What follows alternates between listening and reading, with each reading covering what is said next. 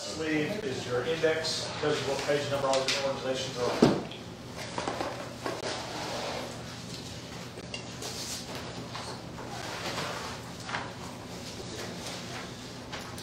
Hello. Hey, where you guys want me at? In the hot seat. In that hot seat, okay. Hi, I'm Tammy from the Churchill Senior Center. Give us just 1 minute. Page 23.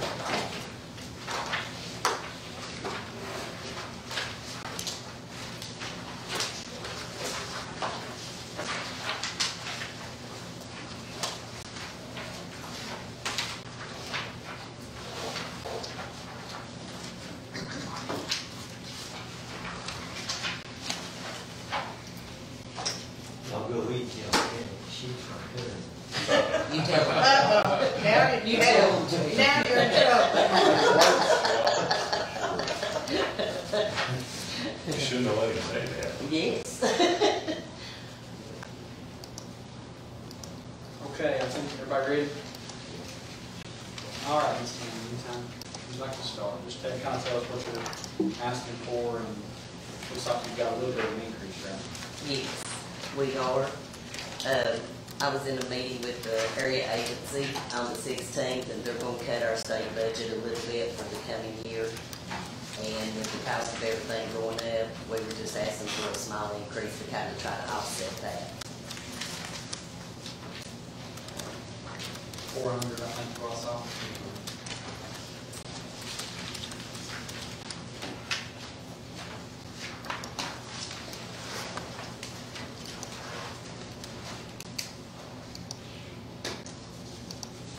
Does anybody have any questions?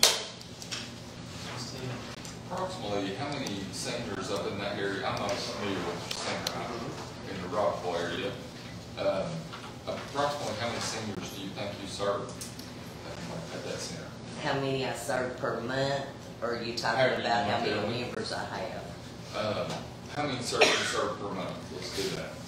On an average, I serve about 900 people per month. And that is in what ways do you serve them? Like what services do you provide? We have several exercise classes going on. We have fitness exercise room. We have a card table room. We have a billiards room. We have a music room. We have lunches every day. We take day trips and overnight trips. Okay. Do you offer any assistance like, food commodities and things like that for seniors and type of things? We're a satellite drop-off for the Meals on Wheels program, and area agency, First Tennessee, provides us with the food that we serve our lunches with Monday through Friday. Okay. I was just curious. I never got to ask anybody from up there. So You're to come in someday and check it out. I'll have to do Good that. center. Be glad to. And we have about, I'm guessing, I'd say 275 to 300 members. You said 275 to 300 members? But I'd have to get on my state report and get you the actual count, but that would average us out right there. how do you become a member? Come in, fill out an application, pay a membership fee, and if you're 80 and over, it's free. And we also have a hardship application that you can fill out for if you cannot afford it. And we serve anyone from 55 and up. What's the cost for 55 to 80? 55 to 80, if you live inside the city limits of Churchill, it's $20 a year. If you live in Hawkins County, it's $50 a year. And if you're 80 and over, it's free.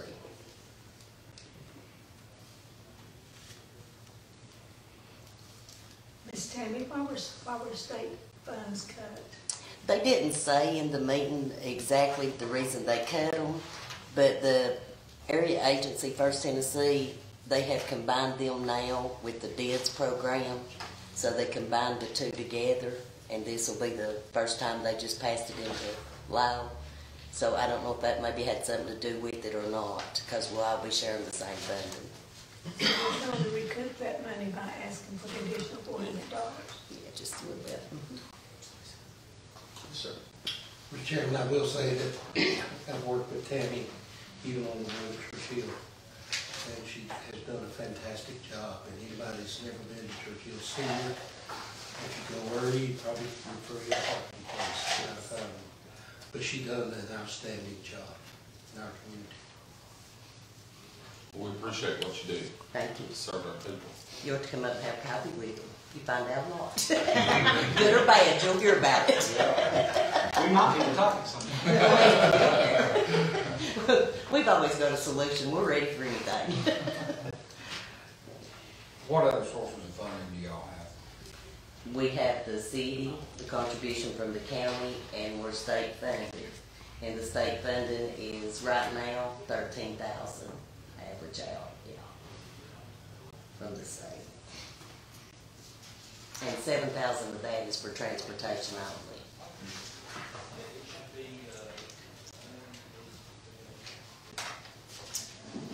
Any other questions for Ms. Tam?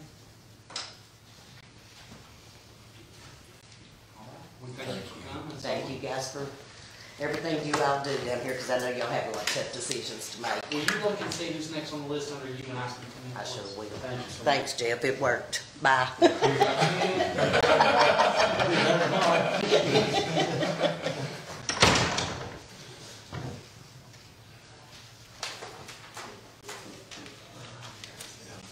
There's another sisters. Okay.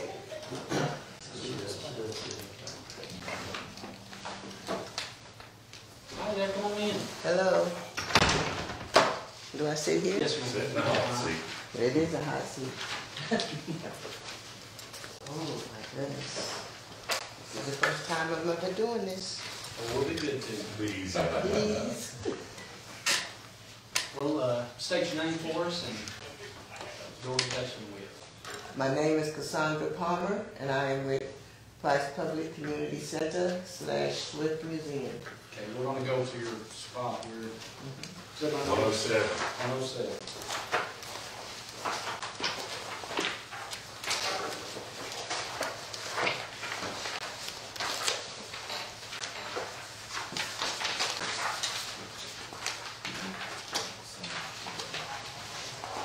Ms. Palmer, did you turn in an estimated budget statement for Price Public? No, but I have it with me. You have one with you? I have 23 and 24. If you don't mind, we can go ahead and talk to you, and you can kind of tell us what it says in this I need area. a copy. Trying to run some copies, yeah. Well, actually, you can have this copy because I have. Okay, I'll make copies for the committee. Okay. So, just kind of give us an overview of what you're asking for this year.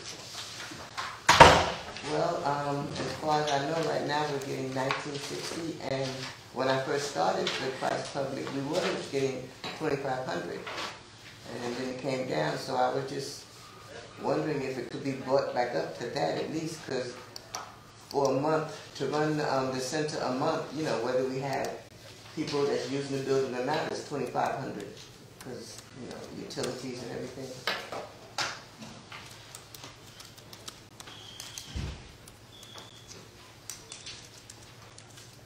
Are you generating revenue through rentals? Yes, Yes.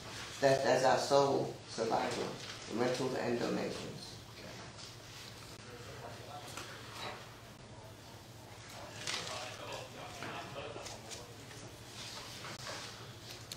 You still have the soul food dinner, right? Yes, we did it last year, so we're gonna try to continue that. It's one of those victims of COVID. I think I've been to one, it was good. I've been to one last year, it was awesome. Thank you.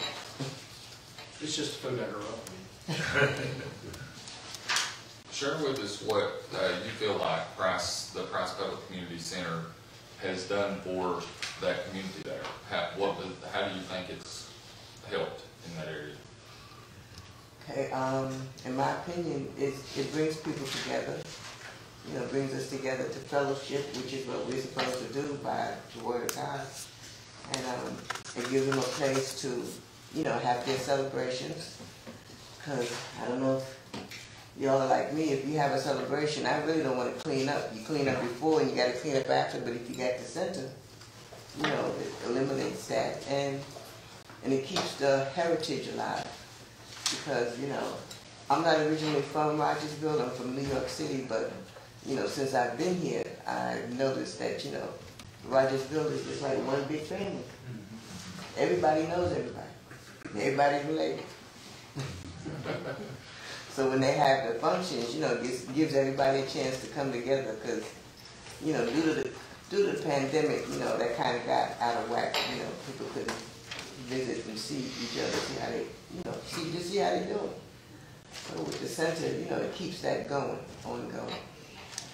When I was in school, I remember we took a field trip to that center when they were just doing the remodel. We went down there. It was, of course, just an abandoned building at that time, and it had been bought by whomever. I'm not even sure who was in charge of it, but I remember going and seeing, and it was a dream at that time, and to see it, what it does, and how many people it serves in our community now. It's a good thing. So, you know. I think, I do know, is it the Women in Leadership Community, or the organization, they have monthly meetings there. I think Ms. Jackson, Angela Jackson. BPW? We also, we allow AA to have a meeting every Thursday. The men's prayer group has a meeting right now. The Girl Scouts, they're meeting there, you know, different times. Do they pay fees to meet there? We don't really charge them, so, you know, it's, you know, because it's the community. So, but AA, they manage to do, they give us something, you know. I can speak for the men's prayer breakfast. We send in a donation every year. So it's not required, y'all? Not right. It's our way of giving back to the community. You say your main source of revenue was donations and renting the space out? Yes.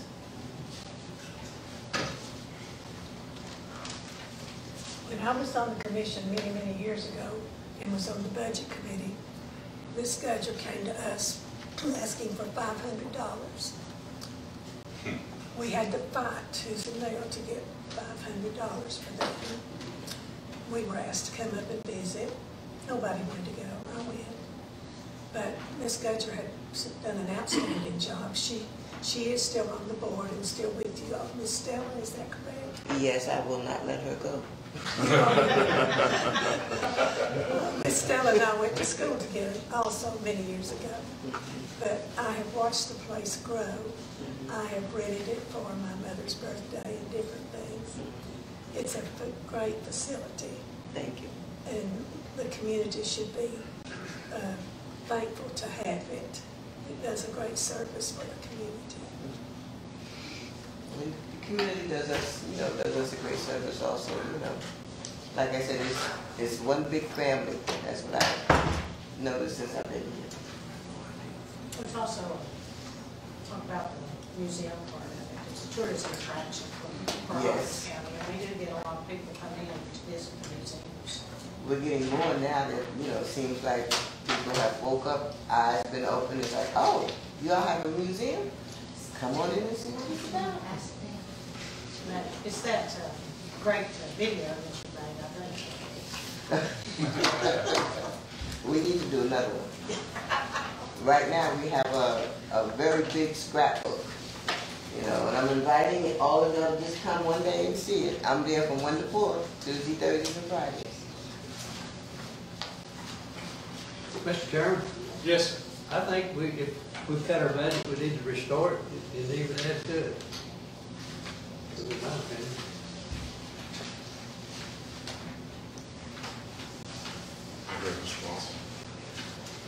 We can't make motions right now, correct, but we can share our opinions. We can. Because it's not reflected in our budget, but you're looking at to restore the funding of being $540. And Mr. Punch, you're thinking we could do it a little bit better than adding 540 to it. So 540 would restore it back to what it was, and you're thinking we could do a little bit more than that? I think so. I mean, I've been working ever since the ARPA fund come out to try to get some money. And I don't know if we gave them any ARPA fund or not. We didn't. I know they came to the hearings when we first started having the hearings and made an appeal for funds. Well, when again, so, and this is just here, it's information gathering, so we're not actually making motions or anything like that right now. Right. So when that time comes, come back. Okay. And I'm sure Eric will send out notices, Sarah will send out notices for our next meeting, where we're actually going to work through and start making decisions. Okay. Is there anything else you want to share with the committee, or does the committee have any other questions for Ms. Palmer? Well, I just would, I was trying to write a little paragraph or something, but I did start that said, I would like to thank Hawkins County for the money they have awarded us. We need it and we appreciate it. We do appreciate it. And I've learned a lot since I've been here, It ain't New York, is it? Huh? It ain't like New York, is it? No, sir. But it has slowed me down and, just appreciate people and appreciate life. And the whole group up there is very active in the community, very active. We try to be. Thank you so much. Thank you. I need your second one back. Okay, thank you for listening. Ma'am, will you look to see who's next on the list after you as well? Ms. Sybil maybe call me. Just call me. Eddie, are you next? We have one of yours. Okay, come on over. Tripod? Uh-huh. I thought I left it there. Yeah. Thank you. Okay, somebody's walking along. Hey, Jamie, file this. There you go. Postal business development. That would be good. Campbell's next, is he up there? He's 911 director. He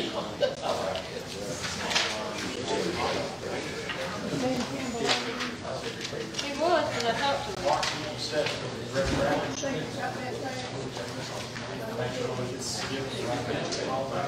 Might be a good idea. I don't have a lot of text.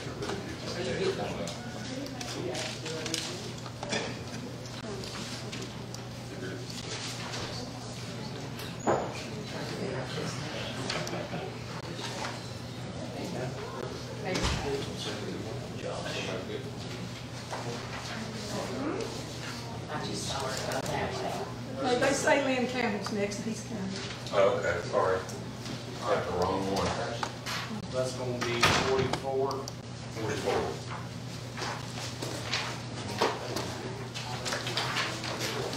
Sorry about that, I didn't know y'all were continuing. How's it going, Mr. Campbell? Good, how are you?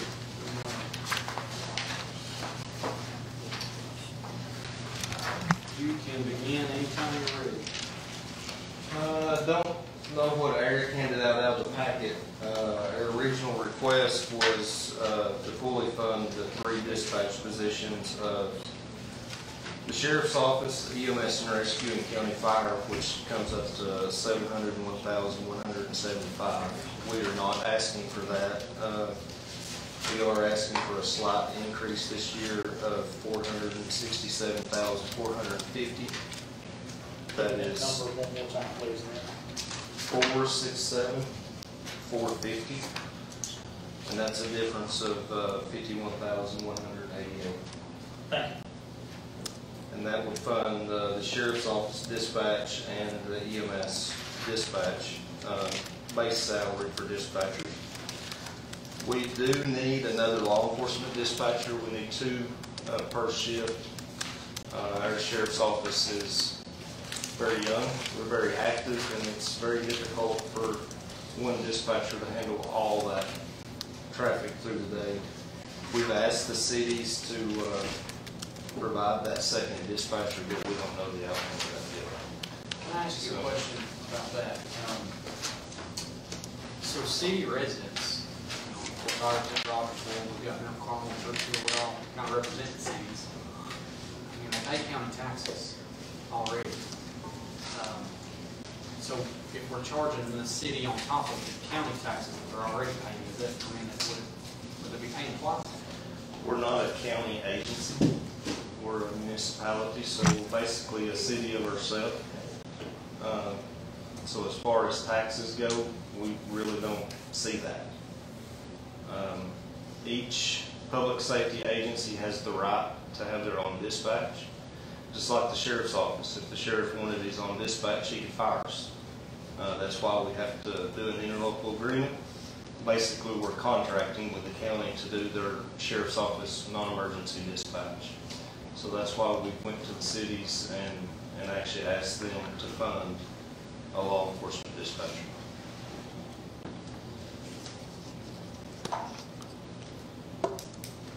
So you're asking for a 51,000 and some change increase in your funding over previous year?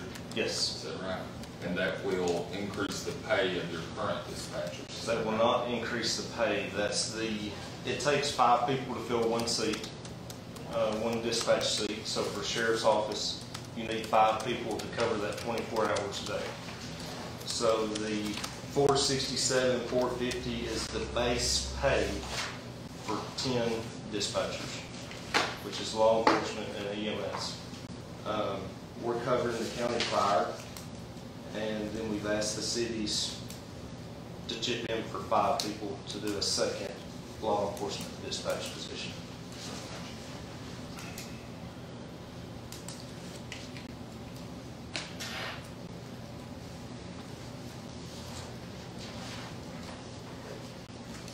What would be, if we did not do this, what would that do to your agency?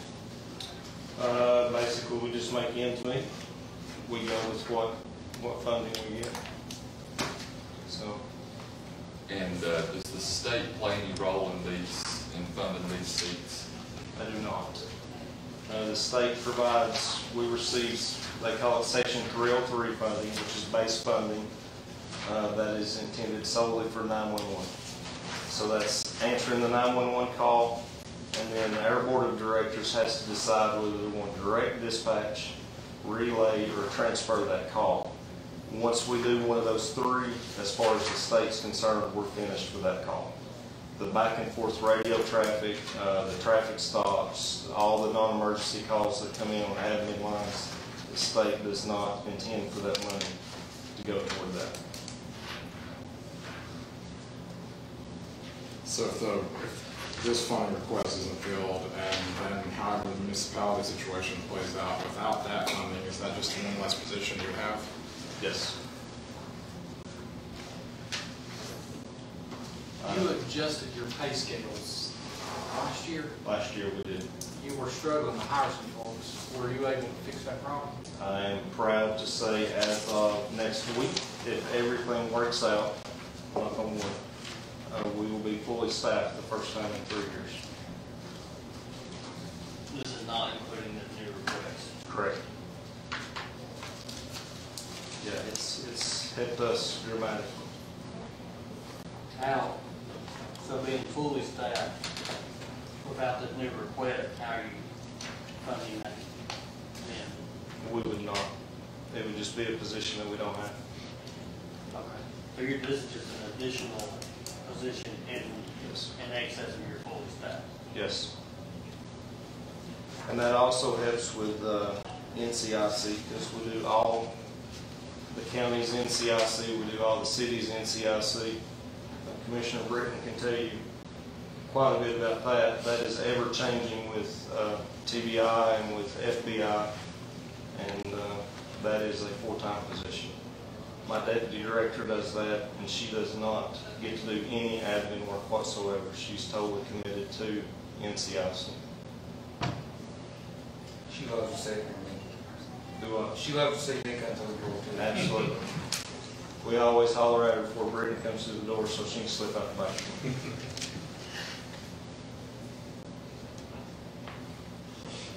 All right. Are there any other questions for Director Campbell? Anyone? Thank you, sir. Thank you for all you do. Who's next? Whoever's at their next. Who's number 4? Whoever's next.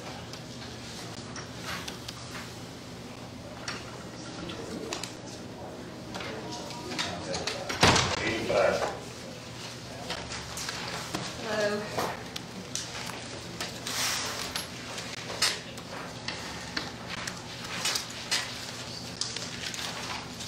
you doing I'm today? good, thank you. Let me get a key in my pocket here. For those of us that may not know, you just say your name and your organization. Okay, my name is Liz Bennett. I'm the director of the Holston Business Development Center. I can't remember, do I start off with a spiel or do you guys ask questions? Just go ahead and start off with a spiel and we'll. Okay, so this is my second year as the director of the Holston Business Development Center. I have made small improvements to the facility as well as to the programming. So we just finished our biggest programming event yet called Co-Starters. That was held at the TCAT in Phipps Bend. It's a 10-week business program, how to start your businesses. We had 10 participants that had 6 graduating businesses that went through.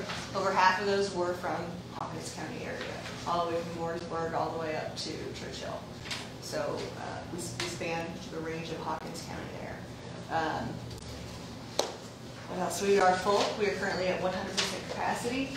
I do have 2 tenants that are moving out at the end of this month and one that's moving out at the end of next month. So we've got some churn, which is a good thing in a business incubator. We really want those tenants to move out, do something in the community, stay local. So that's good. And that opens up spots for new entrepreneurs to come in as well. So we're looking forward to that. I don't currently have a wait list, but I've had some people show some interest, so I'm not very concerned about renting out those suites within the year. Hopefully by June, I'm pretty sure I'll be back up to full capacity. So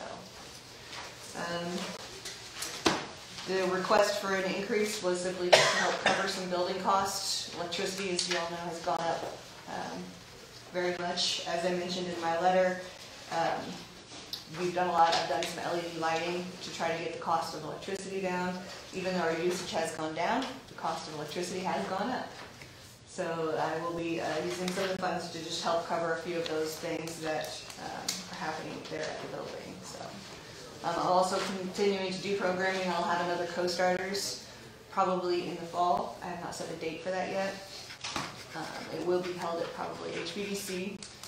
And I'm also looking at doing a teen curriculum similar to what we did with Co-Starters, but for high school students and middle schoolers. So those are some of the things on the horizon for us. Any questions? I'm trying to find what we funded her last year. How much did we contribute last year? $29,400. We originally were funding at 32 or 38, and we dropped it back that one time when they did the percentage cut. So, so you're asking me to put it back up to 32, is that correct? Correct. 29,400. Yes. I'll have to say Liz is very modest when she says she's made small improvements at HPD's, because she's made a lot of good improvements involved with that group. So. Well, thank you. I'll say this now, and some of this was my own fault. I didn't really know much about Holston Business Development Center. But I've heard more about it since you've been there. Since I met you last year. Okay. And maybe that's because I was paying attention more, to be on that. But I have some coverage, so. Yeah, but I will say, I do think that you have tried to make it more active and bring more attention to it and leverage. I'm of the opinion that if we're going to invest money in these things such as this, we need to find the best ways to leverage them, right? Make sure we're getting our money's worth, and I feel like we're trying to do that. Thank you. So I think that's a positive thing.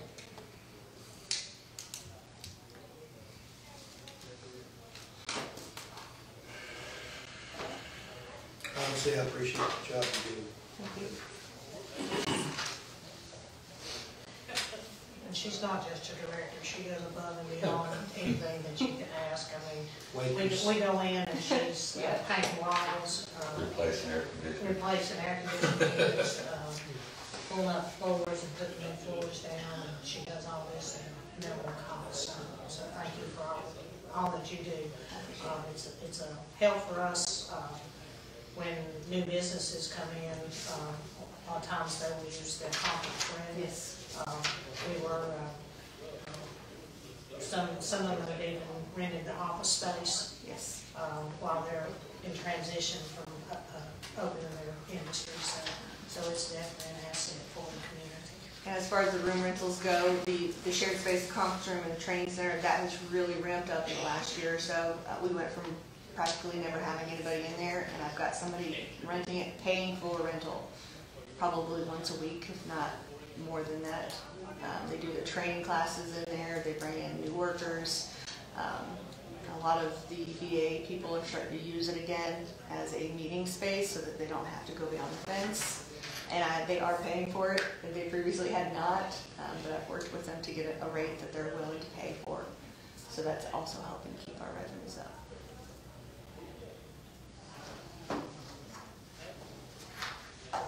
Any other questions for Director Bennett? No, thank you so much. Thank you. And would you look to see the next on the list? Thank you. Thanks, Liz. Thank you. All right, who's next on the list here? We've got Tim.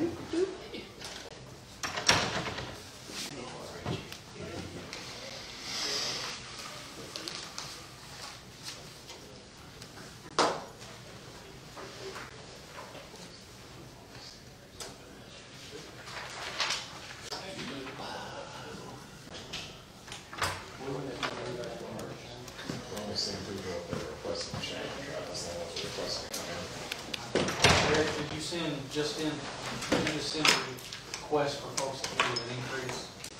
Or the letter went out to everybody, the letter told them if they were asking for new funds, that they had never been receiving contribution from time before, or asking for an increase when the presence was requested. Hello, Mr. Cal, how are you? Page 22, page 22. Sir?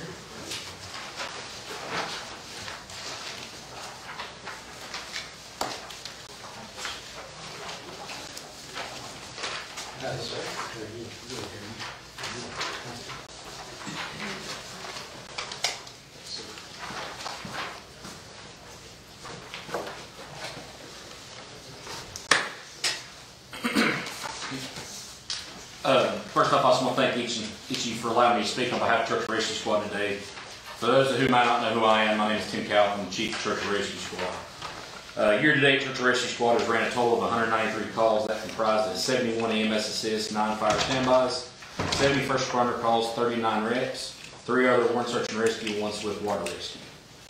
Church Rescue Squad has diligently served our community for 62 years through our dedicated team of volunteers who provide crucial emergency, medical, and rescue services and life-saving assistance. This has been accomplished by 31 active members, 11 associate members, and 7 lifetime members.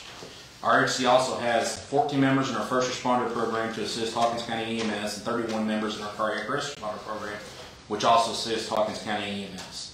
Over the years, Church Rescue Squad has proven to be an invaluable asset to the community, responding to countless emergencies and providing critical care to those in need. Our dedicated team of volunteers has consistently demonstrated their commitment to saving lives, providing compassionate care to those in need. With additional funding requests, we've been able to enhance our training programs, acquire new rescue and medical equipment, and ensure that our volunteers have access to the resources they need to continue their life-saving work. Our squad is at the forefront of emergency medical services in our community, and with the increased support, we'll be able to expand our reach and provide even more assistance to those in need. The additional funding will not only benefit our volunteer team, but also have a direct and positive impact on the overall safety and well-being of the county and the visitors. We are confident with your support, we continue to serve our county with the highest standards of care and professionalism. Thank you guys for considering our request for additional funding. On the second page, if you look, these are some of the reasons for our additional $30,000 request from the contribution from the county. Critical infrastructure of the building due to structural crack and load-bearing wall. The next 2 pages are pictures of that crack. So for those that have not been to our station is actually 2 stories. So from the roadway, it looks like one. We pull around back, we do have lower bay space. This is a load-bearing wall. When you go down the stairs, you go into our lower basement, our lower bay area. This is actually what you consider the doorway going in. So when you go down the bottom of the steps, this is the load-bearing wall that is brick and masonry that is giving. We have reached out for 3 quotes for that due to our requisition according to our bylaws. Cheapest quote we have received to fix this is $10,000. due to not necessarily supplies, but the ways and means that they're going to have to fix this. Meaning they're going to have to jack up and level that part of a cement block wall, remove the damaged areas, and replace. Replacement of our primary first response vehicle, approximately going on close to probably 3 years now. We did acquire a used Tahoe when we first signed our first responder agreement with Hawkins County EMS. In the time frame of having that apparatus, we have significantly put mileage on it. Due to it being an aging vehicle, we just put a little over $3,000 in it just on basic maintenance. Steering, pretty much had to replace the front end, shocks, and so forth. No different than probably any other contribution, especially first responder type agencies here. An aging fleet is something that every agency has to combat. Obviously, with an aging fleet comes additional maintenance and upkeep, trying to keep these vehicles on the road. This additional funding would also provide additional technical rescue classes, trench, rescue diver classes, swift water, and rope. I know I spoke to several people prior to this of us having a rescue diver. We were able to acquire the State of Tennessee Rescue Squad grant for a second year in a row. How our agency has approached that is each year we apply for it. We apply for it to replace and or add necessary PPE or equipment for certain disciplines. Last year we done extrication gear. This year we have decided to go towards our water rescue discipline for technical rescue. So this ended up being just shy of a $23,000 grant, non-matching. We did receive that, and we'll be starting to purchase that equipment. So there'll be additional rescue. Sorry. Go ahead. No, you're fine. So are you requesting 30 or are you requesting $19,000 increase? Should have been 30. I may have miswrote on that on the form itself. So you would be going from 60 to 90. So yeah, it'd be 61 to 90. When we got you Yes, sir. at 61. Yes, sir. Obviously, increase in fuel bill. I have it wrote out there since 2021. As of year to date, 2021 we only ran 86 calls for our coverage area. 2022 we ran 121. Last year we had run 107, and year to date this year we ran 193 calls already this year. As I stated, vehicle maintenance due to aging fleet, computer-aided dispatch.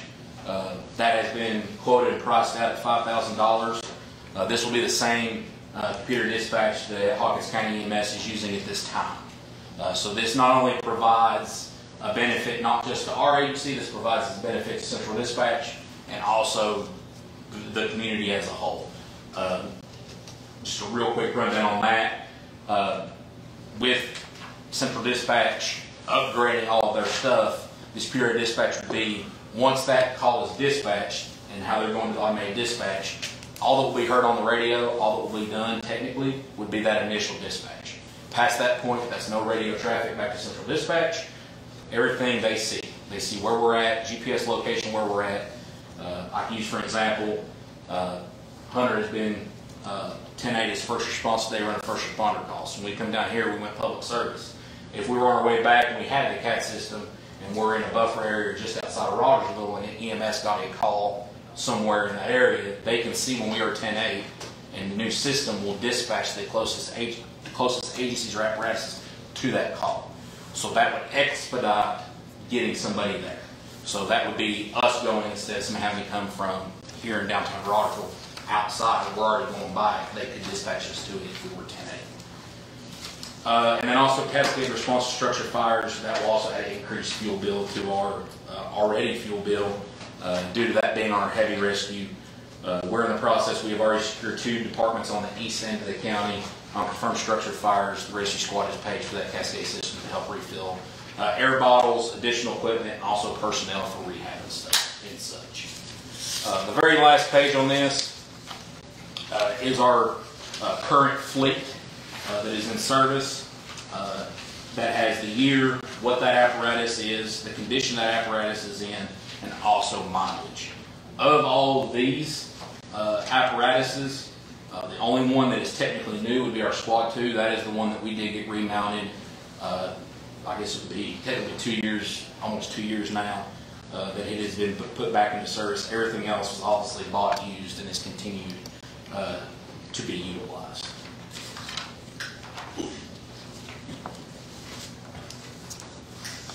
If you guys have any questions, I'll be more than happy to try to answer them as best I can.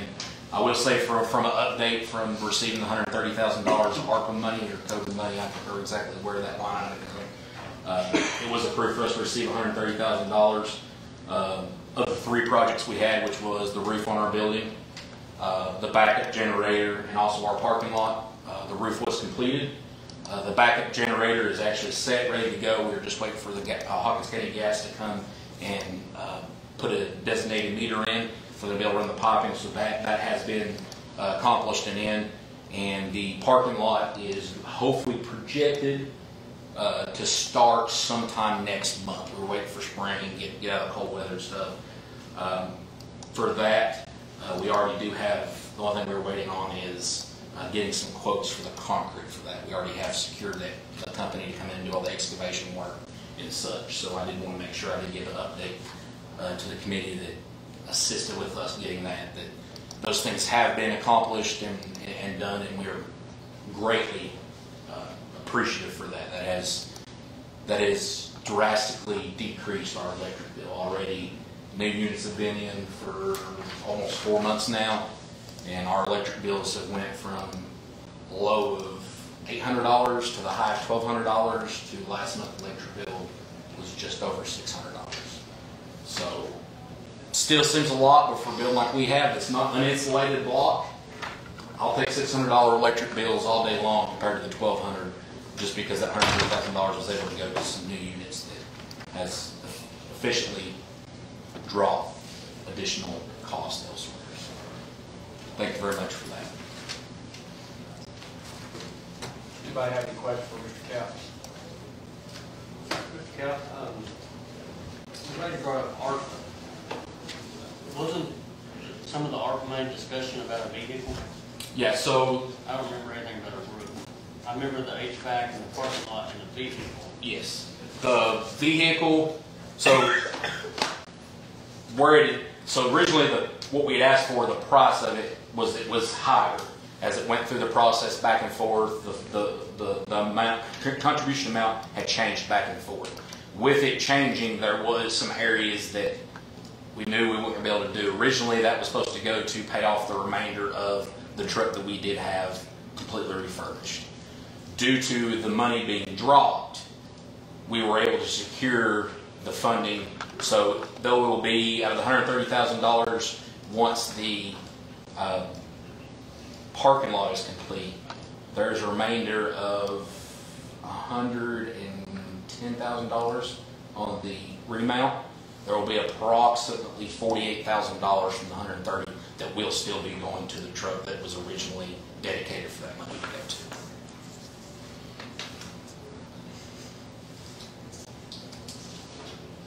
And at one of the meetings, it was brought up about the roof, that we were going to be adding the roof just because we were able to secure a 5-ton and 3-ton unit for $11,000 brand new. Custom heating and air only charges for the units. Everything else, pulling the old units, putting the new units in, rerunning power, ductwork and such, they done all labor at free and only paid for the units. So that was on a quote that was very short-lived. So when you look at $113,000 for this task and only paying $11,000, we jumped on it. So, Mr. Cap, my question, I guess, and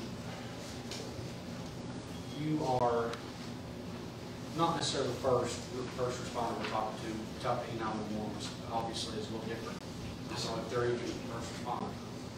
But do you have agreements with everybody that's around you in terms of volunteer agencies that allow you to have a coverage area and provide specific services to your agency where we're not funding redundancies and we're not funding the same coverage area for 2 volunteer agencies. You don't have that kind of laid out, right? Yes, sir. So actually, 2 weeks ago, I guess it was, well, it was 2 weeks ago, with this new CAD system coming in, the requirements from the State Fire Marshal's Office and such, them working on getting those new coverage areas with the dispatching per the State Fire Marshal's Office.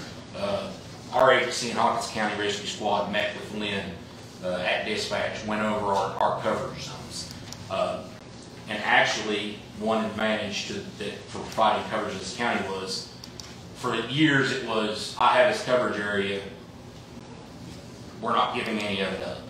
And luckily, as emergency services has evolved, as the volunteer services evolve, agencies are starting to realize that at the end of the day, it doesn't matter whose name's on the side of that apparatus. If you call 911, you need somebody because you have a medical emergency, your house is on fire, you've had a wreck, your kid, your grandmother, your aunt went missing, whatever the case may be, all they care is somebody shows up, asks what's wrong, and tries to help, and provides the service. So now, Hawkins County and Charitable Rescue Squad has actually, both of our areas have actually, I guess you could say, expanded on the aspect of, there's always been that gray area around the Phipps Bend intersection. So it was, well, if it's at Phipps Bend and 11W, it's Hawkins County Rescue Squad. If it's at Phipps Bend and Main Street, it's Charitable Rescue Squad. And it never made sense. That intersection is a straight shot. From Phipps Bend all the way across to Stony Point, it's a straight shot.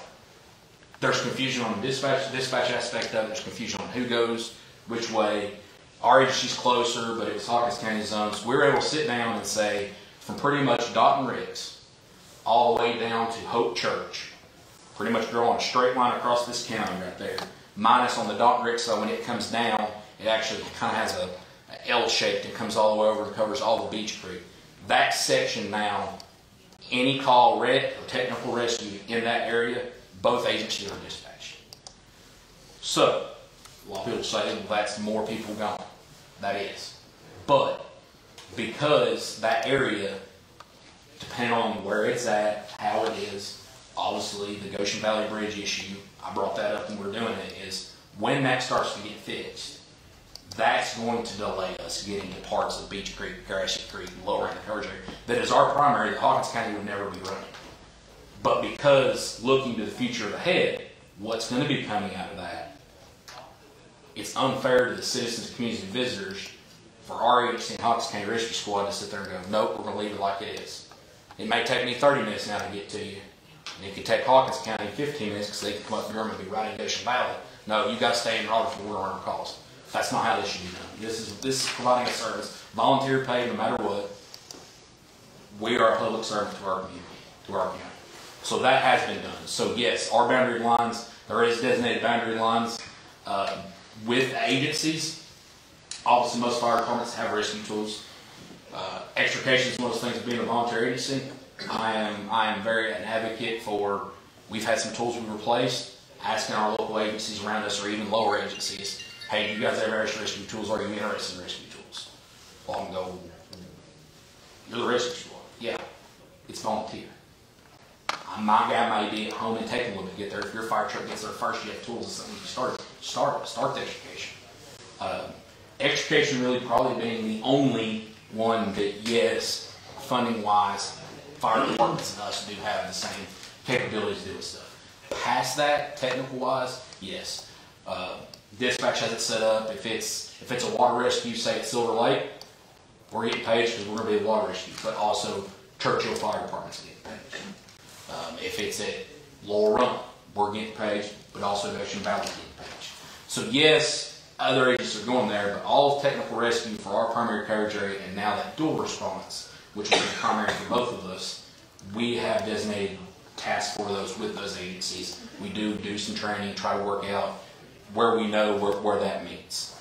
Other than that, I couldn't think of necessarily any redundancy funding aspect of it, other than the first response aspect of it, where there's other agencies providing first response. I can't say, I guess you kind of see redundancy for first response, but on that same aspect, first response, with now Stanley Valley, us, and Mount Carmel are your three active first response agencies in the county. Hawkins County Rescue Squad is getting all their stuff done to come back on board with the first response. Really, with all those agencies, it's first response. Yes, obviously, our primary area is where we're going to respond. But I used for a prime example earlier, there was a call on Lane Street in Churchill. We were on our way down here. Mount Carmel pulled down and covered it. That is able to be moved around just because of the call volume at times, EMS getting low on ambulances because of running their calls, that first response. That doesn't mean we're not coming out of Churchill. We've ran first response calls in Rogersville. They're tied up, they're on a call. If they have to go to Mooresburg, we would pull down, cover our end at lower end. Mount Carmel pulls down, no different than EMS does, to keep providing coverage throughout the county to where you call 911, at least somebody with equipment, medically trained, is able to be there and start providing care until that ambulance can be provided to get there for the transport aspect of it by ambulance, helicopter, or so forth. That would be the only place I could see possibly redundancy, but at the same time I really wouldn't consider redundancy for the simple fact is that's being utilized throughout the So it county. sounds more like a cooperative agreement than it is. Absolutely. Yes, sir. Does anybody else in the committee have questions for Mr. Cal? I got just one. Yes, sir. The budget request that you submitted. Yes, sir. Does it factor in the potential issue with the Goshen Valley Bridge as far as your fuel requirements, things like that? Yes, yes, yes, sir. So when we figured that up, I utilized what our fuel budget was last year, figured up an average on response of what first responder and the EMS assist calls, those kind of go hand in hand. They're separated because EMS assist can technically be anything. They just need assistance, lift assist, driver, or something like that. Whereas first responder, it's a medical license, EMR or above. But at the end of the day, it's a medical call. When we look at it from a grant aspect or funding aspect, it's a medical call.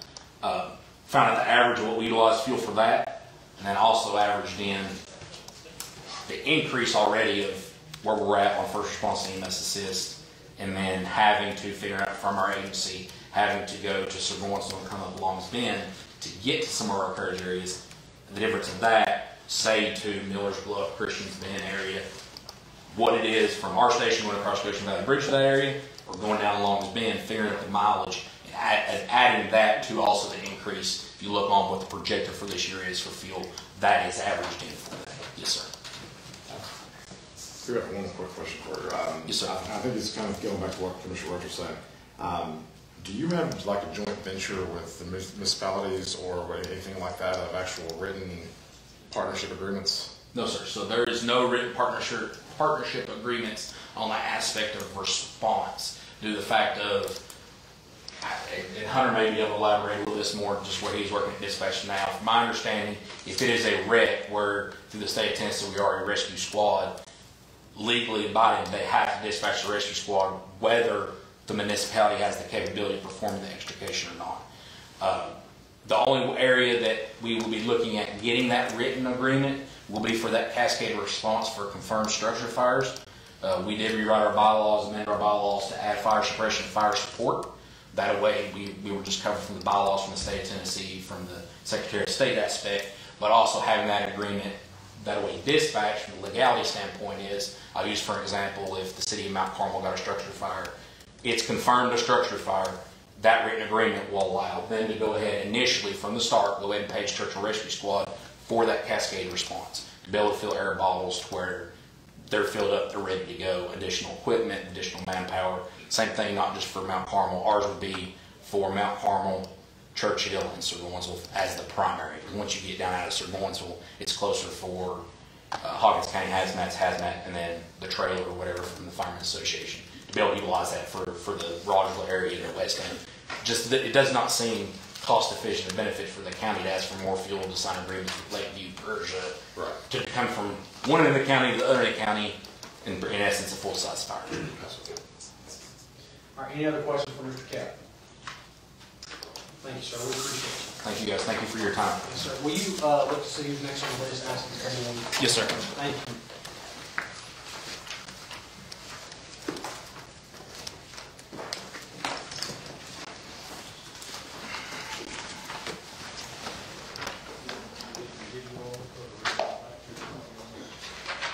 You're next, Mr. Vaughn. Mr. Vaughn. You guys in public at? How's it going, Chief? Good afternoon.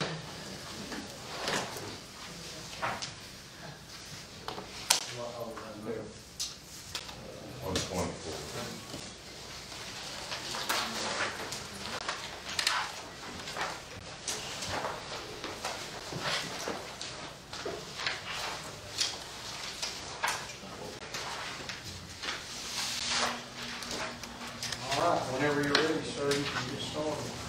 Okay, so pretty much everything on top is a lot of common sense. I'm not going to sit here and make it long-winded or draw it out. I'm going to give you the facts because there's no hay laying out here. I'm not trying to fluff anything. Right? So essentially, I just wanted to let you guys know the services that not only we provide, but what every fire department provides. So I know there's a lot of confusion that we just go to fires, right? Fires, brush fires, things like that. So we do all that, but I want to run through a little list of everything. This is for the last year period. So obviously fire alarms, we go to bleeding traumatic events, brush fires, cardiac arrest, death investigations, dumpster, trash fires, falls, all types of fire alarms between commercial, residential, whatever, you know. Hazardous incidents, so hazmat incidents, we cover anything with spills and various things.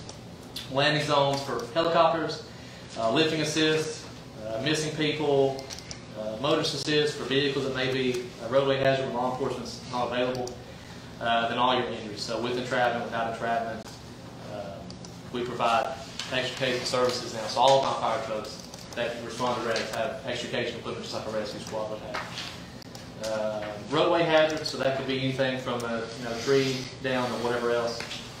Sick, general illness calls, smoke investigations, and then your structure fires. Traumatic injury incidents, unresponsive, unconscious people, unknown fires, and utility pole and vehicle fires. To put in perspective, last year, for a 12-month period, we responded to 255 calls. This year, 4 months in, we responded to over 100. So that's not going to get any better for the money that we get budgeting for fuel. Last year, I had to pull a bunch from our unassigned funds to cover fuel, and that was 255. So another service that we provide, one above from last year. I'm not sure if you guys are 100% familiar with what a first response program is. So there's 3 levels of responses. So you got your normal stuff, for your normal call service, cat stuff in the tree, for example, right? Then you have a cardiac response, which is when someone's not breathing, choking. We made an agreement with EMS after you guys, if you remember, gave us AEDs. So we put that to use. We agreed to that and respond to that. So now with the, there's not an EMS station in Seguansville anymore. We cover everything pretty much in the Seguansville area, outside the city. We will go in the city when they let us. But we started a first response program. So what that means is any priority 1 incident, whether that's a fall, someone having difficulty breathing, whatever else, we're sent to it initially. Behind me is one of my EMRs. You have to have a medical license, so obviously I paid for my own. Did you pay for your own? No. Squad? Yeah. Okay. Our medical license, they have to go through the National Registry, all those things, but like an EMT or somebody works for EMS does. That service alone, that's staff volunteer. We take the time out of our days to assign a shift, or if ambulances go into a level 0, which means they don't have any more, we'll go 10-8 and help them out. It's mainly because our citizens, we have a very rural area, number 1, so we're there first. I would say most of our calls. I also want to touch on another part outside of calls. That's a common sense thing, calls, fuel, maintenance. So already alone, I've had to repair 2 trucks because a little bit different. So when fire trucks are on fires, those last a very long time, and when they're pumping, that's hard. Similar to a tractor and the PTO, how that is, that's how a fire truck works, except you're going to be much higher RPM. So these trucks are sitting doing this for hours at a time. Yearly, costs $300 per truck to have a pump tested. That's a requirement for ISO. That goes to our rating for insurance and things. So each of the trucks has to be done $300, and that's whether it passes or not. So then comes the bill afterwards. So with the maintenance, in order to keep things running, I'm already not looking too, because I didn't expect to already spend about $4,000 on vehicle repairs for our engines. The other thing is the fire gear. You guys gave us the gear. It was amazing. I mean, obviously the whole commission. But we did the agreement and we didn't want to get in a situation again. So I was lucky, which I'll cover that in just a second, but I was able to get the state fire grant to get another air pack because I still need more to get all of my air packs, the brand new ones. So the gear alone was about $3,500 because I was able to get the grant. So I got another set of gear, air packs and other things, which I'll cover in a second. But in order to continue to, not just me, this is every fire department, if we're all going to actually try to work for that, we're going to have to at least get something to like stipend toward buying the gear. If you guys don't know, I just got the air pack, so they went up. Obviously, everything likes to go up in price. So it was $10,470 some dollars. Luckily, that was covered by a state grant, like I said earlier. I was able to get that. I know me personally, I've not came here and asked for an increase in money since I've been doing the budget and been in charge. I usually try to work out myself because I understand it's very hard. I grew up around this my whole life, so I understand that everyone wants money, needs money, but there's only so much there. But all of my vehicles except for one have been replaced. One truck with 2012 was bought on a grant back in 2012. Ever since then, our first response vehicle that we got, I was able to get for free from New Jersey. I have a squad which has extrication equipment and water and foam. Got that free from New Jersey. Sorry, the SUV was from Long Island, New York. That was a 2012 Tahoe, nice vehicle. The squad got from New Jersey for free. One of my engines came from New Hampshire, which I just have to pay for shipping. And then I've got a brush truck that came from Mount Carmel. The car that I use for medical response, and the one that will take the trains and various things, it also came for free from Mount Carmel. So it's paying for free.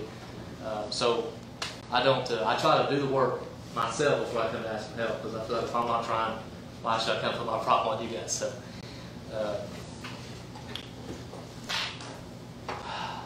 My request is just that we just were fair to all the volunteer emergency services. Now, I'm not saying the rescue squad's not important. Hazmat, we don't separate from hazmat to fire. I just think that if we're all looked at, we do provide essentially the same thing. I think I'm the only volunteer fire department that also does first response as well. And I haven't covered that because, like I said, I've tried not to do this long because I know you guys have been here all day. But just the medical bag alone, you're looking at about $1,000 to have everything needed. Luckily, EMS will restock us, so I don't have to.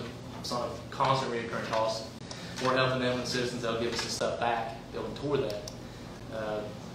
The air packs, back to that, they're supposed to be flow tested every year. It's $55 a pack currently, so that puts it 13 packs is like $750 just to make sure that's going good. So the main thing is we got this nice stuff. At least us, we're trying to provide a further service with the medical things. It just does cost, and I know that if we're trying to save with the gear, so make sure we don't get in a situation we ever have to take $1.5 million to buy every fire department 10, 12 sets of gear, or the air packs. I think if we can take the time to put the money as we're going, we're not going to be stuck in a situation like that. And the way we're going to do that is taking care of the trucks. If you take care of a fire truck, my newest one's that, like I said, the engine I got off the grant. My fire truck that I use the most now is a 95 model, but it's been maintained really well, and we try to do our best. And I just spent $4,000 on it. But we do what we can.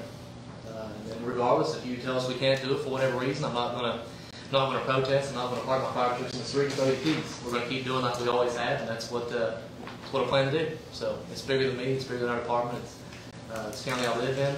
I love being here, and I'm not planning to go anywhere. So I just hope we can provide the best services for our people. But if you look at the results, we don't just go in our zone. We're not just down in the community. We're in Bulls Gap. We're in Mount Carmel. We're in Churchill. We go everywhere now because volunteers are not knocking down the door, and every department struggles. That's all I have. Like I said, try not to keep you guys very long. Thank you. Do you have any questions? Got one quick question. Yes, sir. You might have already told us this. I'm sorry to throw the long numbers out here. How much are you expecting that your expenses are going up by providing an additional service of the medical response? So my biggest thing with that is going to be fuel, and then getting members. We've got, how much is it for the class right now? I think it's somewhere around $200 for the class. $200 for them to take the class, and you've got their registry. If they don't pass, you have to pay each time. So you're looking at just over $1,000 to get the people who are interested in doing that. But then my main thing is fuel. Now, obviously, I can't sit here and give you a definitive number, but I can tell you that last year it went up about $4,000 more than I projected, if I'm not mistaken. Whatever you guys have any questions more, I didn't want to bring a whole bunch of stuff up here and keep it forever. But if you want me to, I can email you guys whatever, reach out to you about that. But the main thing we're looking at here is the medical supplies, because I need another medical bag. the wear and tear on the vehicle, the maintenance, and then the fuel. So, Steve, it's important to point out that you are offering that as it's an additional service because the City of Mount Carmel Fire Department offers that as well, and we saw a very, very good response rate from that. So Mount Carmel Fire does it, which they pay their guy. We do it, and Churchill Rescue Squad does it. Hawkins County Rescue Squad used to do it, but as far as I know, they don't do that anymore. And just to speak on the impact of that, what kind of time frame does that mean that you are providing life-saving care with that service versus waiting for? So every time that I have, which now granted, we're not like sitting there for hours waiting on an ambulance. We're not that bad of a situation for the county unless we ever got to that level 0, so the county's coming in. Just so far in my experience, I can let him speak a little bit too, but most of our calls in our zone that we're able to get to quickly because we're on Stone Valley, we're at the station, we're somewhere close. I usually have the patient assessed. The last one that's coming to my mind, assessed on oxygen, got all information, and when the ambulance got there, I pretty much was able to say, this is what we got, put in the ambulance, and they were gone. So it's definitely, which I know if I said 10 minutes, it's probably sound a lot, but when you need something, that's a lot. Thank you for explaining that. Good job, Chief. Thank you, sir. I thought you had a question, but you were looking at me. Jimmy, Dad, sorry, that was rude. No. This is Zane Manus, by the way. Sorry, I didn't hear. Thank you, Mom. Thank you all.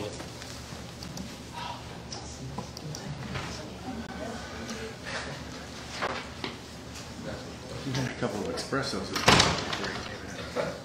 I got a crowd full of people up there, I saw. We'll be getting information since I started this morning. Let me see who's next. Yes, sir. If you don't, I forgot to tell him to grab somebody. Who's after Chris?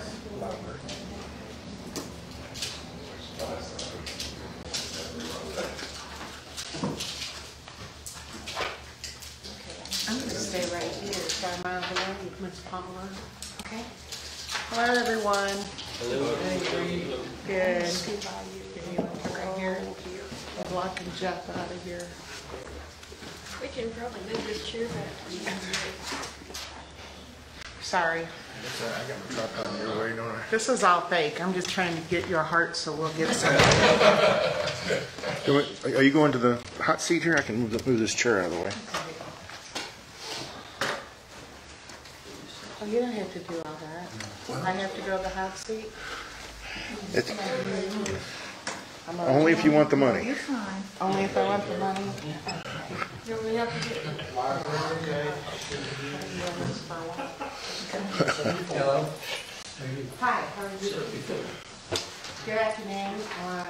My name is Tammy Pierce. I'm the chairperson from the Hawkins County Library Board. I have Paula Riley, vice chair with me also today. And I'm sure you all have on our packets we sent in.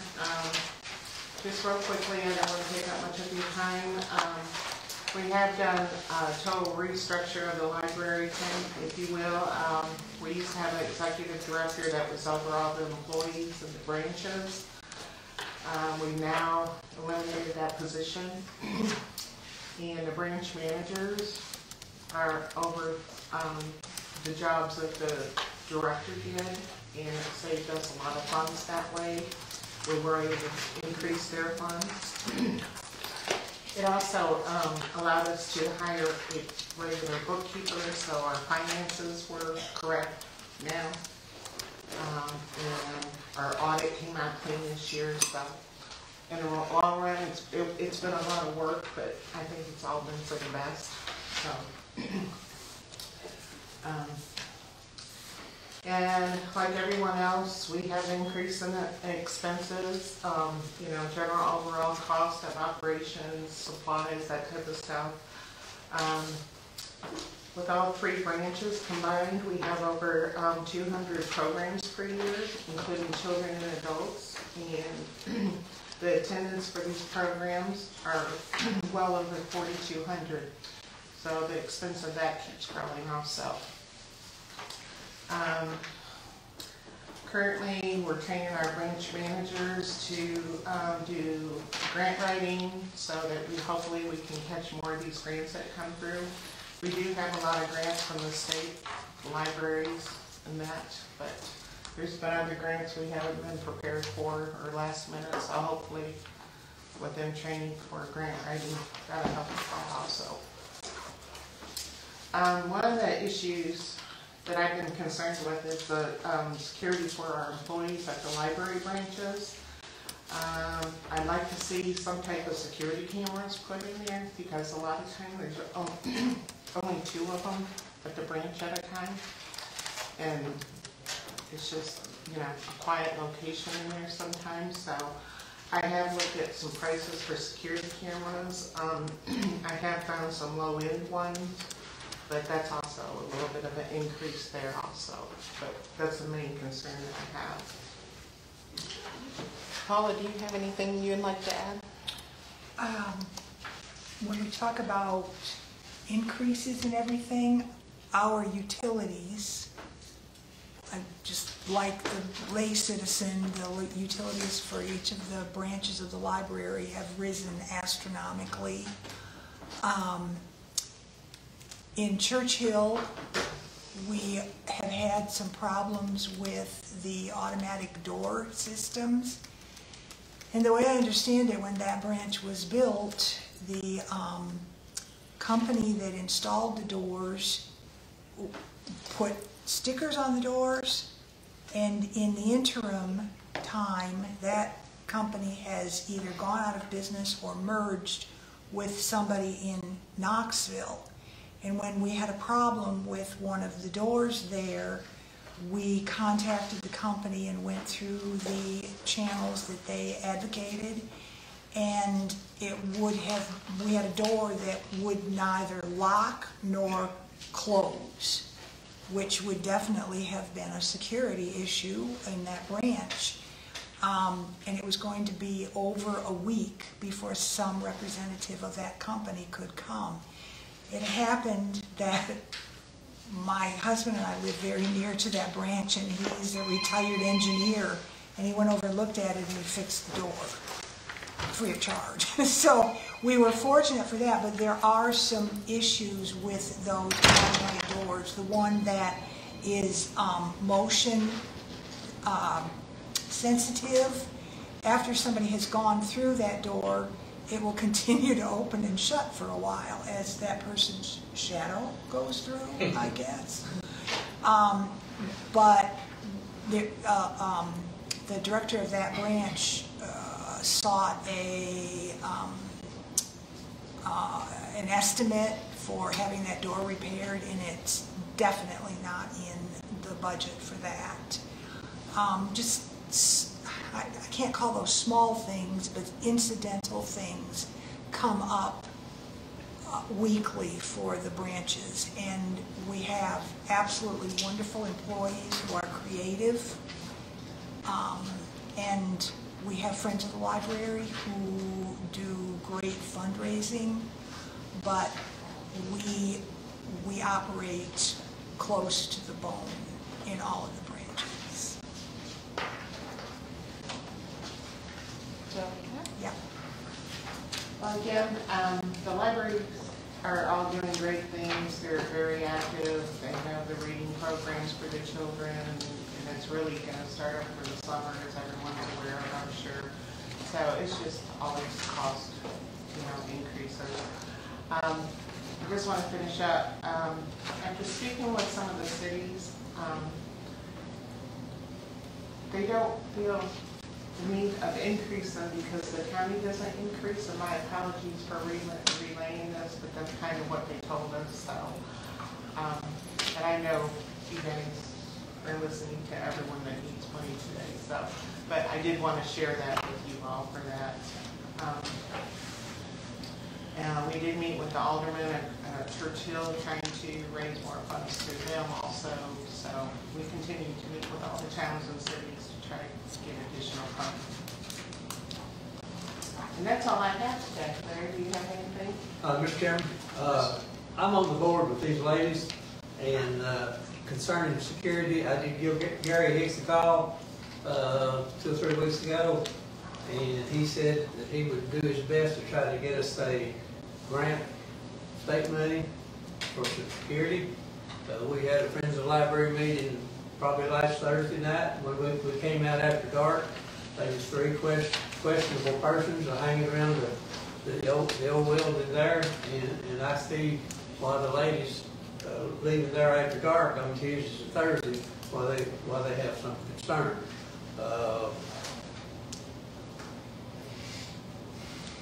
As Friends of the Library, which I'm over here in Rogersville, we have raised over $2,500 in 2 book sales. We do need members.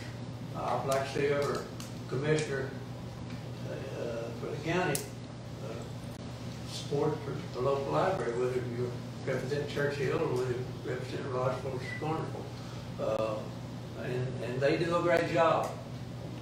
The hourly wage people, most of them are part-time. They make $9 an hour and no benefits. So I consider a library one of the great assets of any community, and I've read books all my life, and my wife and I, we would rather go to a book sale than go shopping, regular shopping. So I have a great concern for the libraries, and whatever we can do to support this library board and the libraries, I'm 100% behind. Thank you. Thank you all. That's all I have today. Thank you for the time. Eric, could you get us, and you may not have this readily available, but when we reconvene, could you get us maybe a history of their funding, just recent? I know what we funded last year, how long they've been at this level, what increases they've seen. Yes. But good to know.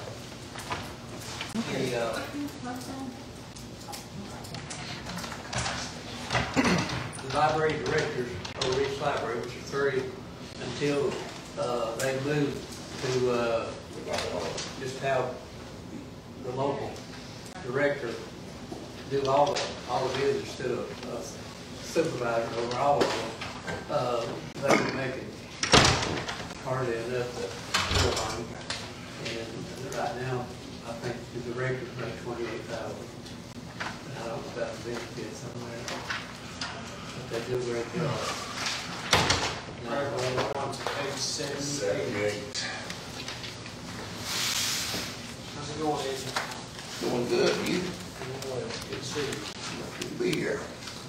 The older we get, the more we appreciate that showing up.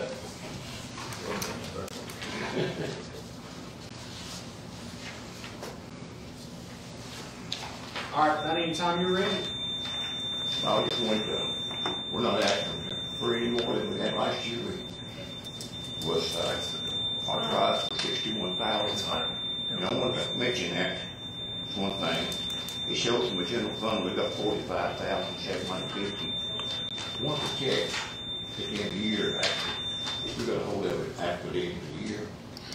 So it don't show the $15,250. It'll show up on this coming year.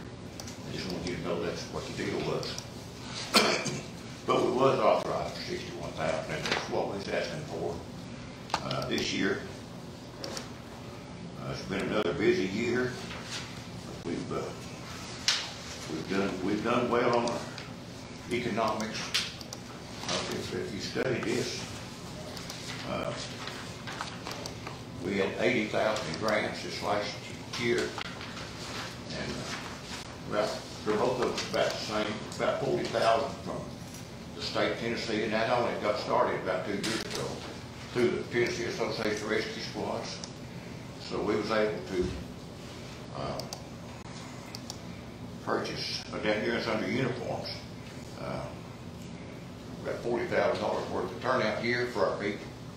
And that was helmets, boots, gloves, the whole deal, and that's been really appreciated. And the other 40,000, right at it, was, and you've not really saw it yet, you'll see a press release on it soon. We got a new rescue boat, It's called a Rescue One boat. It's designed for rescue. All of our other boats have 25 horse motors. This has got a 60 horse. And it's real sturdy and strong built. And it's got all electronics and lights. And, I mean, we put it in for the grant, so we just got the whole deal. And that's a trailer boat, motor and all. And we actually, the expenditure of that won't show up till in 24. It don't show up on here, but we ordered it last year and got the money from it, but we won't be paying it out till the 24 budget.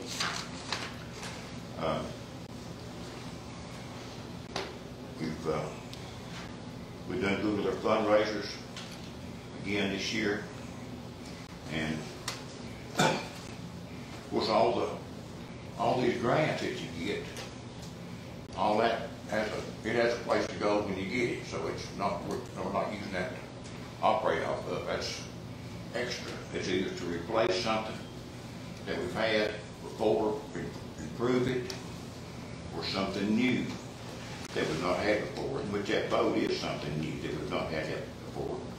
And we've not had that many that's turned out year like we've got now, so that's been good. And we sold 2 pieces of, one of them was antique, I guess, 88 truck, Suburban, and older big truck, we sold it, and they brought in $28,000, so that was good that we've been able to use and turn it around and use it for other things. I don't know if any major news other than I wanted to make sure, I wanted to mention to you about the other 15,000. I think we was asking for 61 over 45. And see if anybody had any questions for me or for squad. See if I can answer them. If I can't, I'll get the answer. Thank you for everybody. Any questions for me? Can I ask a question? What can your new boat do that the other ones weren't able to do? Well, it's a lot stronger for one thing, and it's much more stable. I know when they brought it, before they brought it back to the building, actually went to a supplier. They stopped in the lake and got 5 people on one side. It would just sit right on that one side, and it didn't. Our other boats, I promise you, won't do that. It's got, and it's designed, it's rectangular shaped. It's got a post on each corner, and it's actually designed to be strapped or connected to other boats made just like it. So you could put 3 or 4 of them together.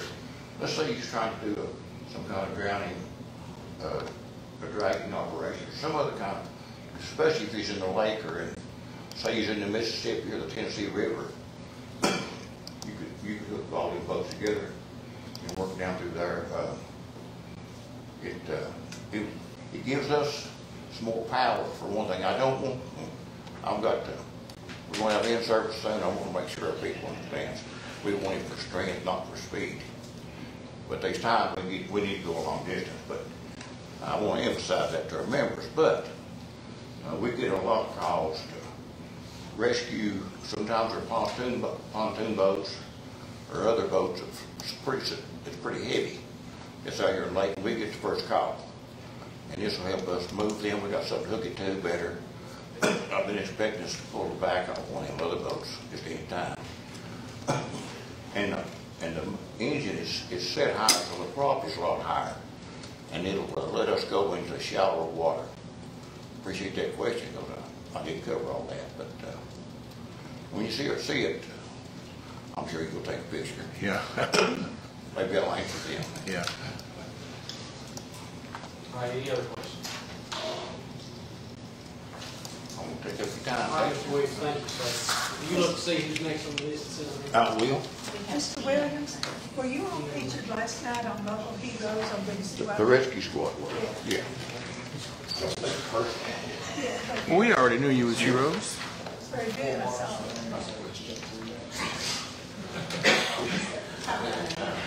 Wait this month. And 30 minutes, we're going to pull your spill and tell them I got 3 minutes.